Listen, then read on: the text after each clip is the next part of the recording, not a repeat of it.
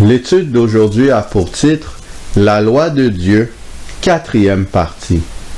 C'est l'enseignement numéro 19 de la série d'études intitulée « 28 enseignements fondamentaux ».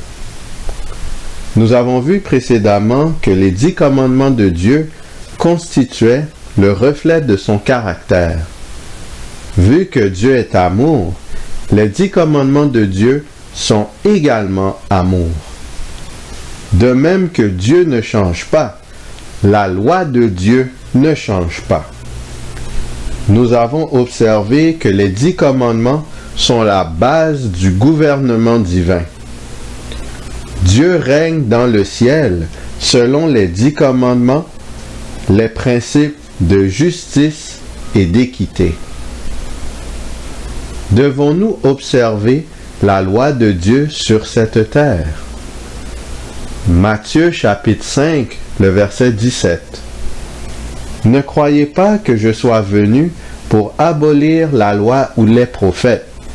Je suis venu non pour abolir, mais pour accomplir. Jean chapitre 15, le verset 1. Si vous gardez mes commandements, vous demeurez dans mon amour, de même que j'ai gardé les commandements de mon Père et que je demeure dans son amour. Jésus, sur la terre, a obéi aux commandements de Dieu. Malgré sa nature humaine, Christ est ainsi resté dans l'amour de son Père céleste tout au long de son ministère. 1 Jean chapitre 2, les versets 3 et 4. Si nous gardons ses commandements, par là nous savons que nous l'avons connu. Celui qui dit « Je l'ai connu » et qui ne garde pas ses commandements est un menteur, et la vérité n'est point en lui. 1 Jean chapitre 3, le verset 24.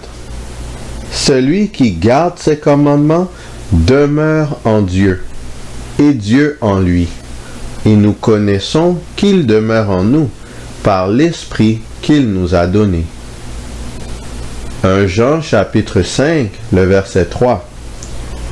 Car l'amour de Dieu consiste à garder ses commandements, et ses commandements ne sont pas pénibles.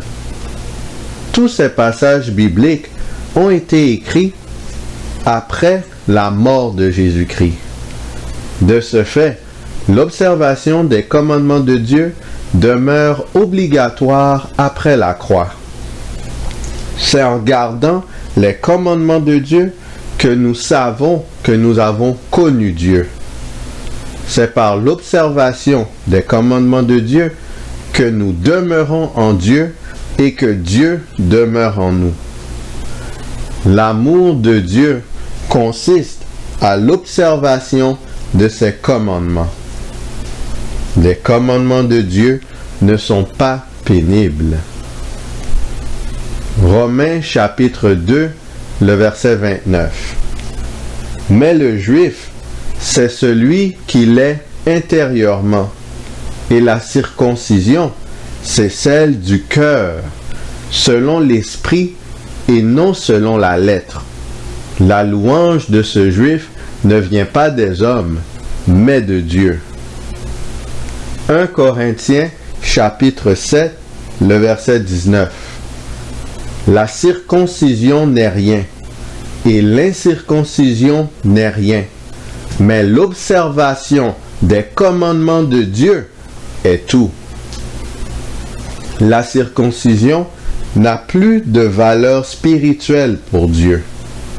Cependant, l'observation des 10 commandements de Dieu, qui est la circoncision du cœur, est d'une valeur totale. Elle est digne de louange de la part de Dieu. Éphésiens, chapitre 2, les versets 13 à 15.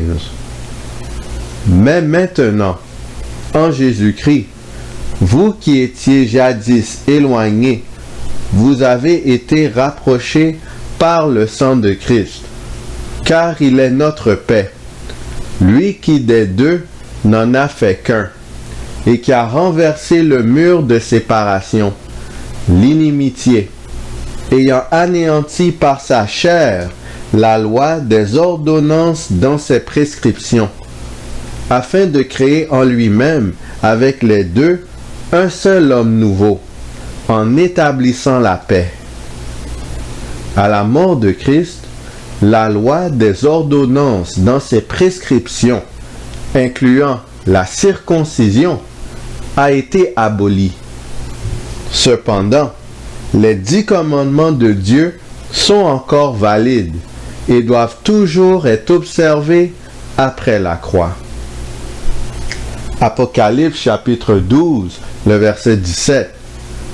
Et le dragon fut irrité contre la femme, et il s'en alla faire la guerre au reste de sa postérité, à ceux qui gardent les commandements de Dieu et qui ont le témoignage de Jésus.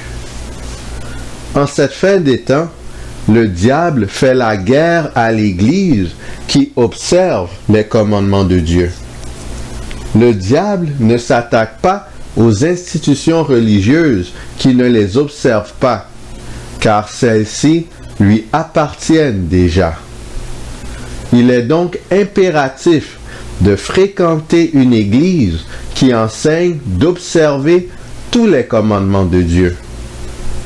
Il est encore plus crucial de vivre selon la loi de Dieu. Sur ce, qui allons-nous choisir?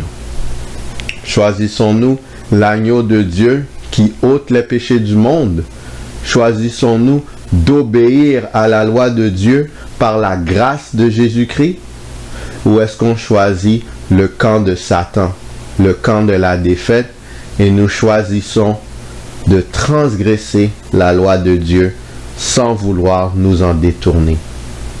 Choisissons l'agneau, car il a vaincu. Jésus-Christ a vaincu à la croix sur toute domination, toute autorité, tout prince de ténèbres. Et maintenant, par la victoire de Jésus, nous avons la victoire. Si nous décidons de mettre notre confiance en lui et de le suivre partout où il va. Telle est ma prière pour vous et pour moi.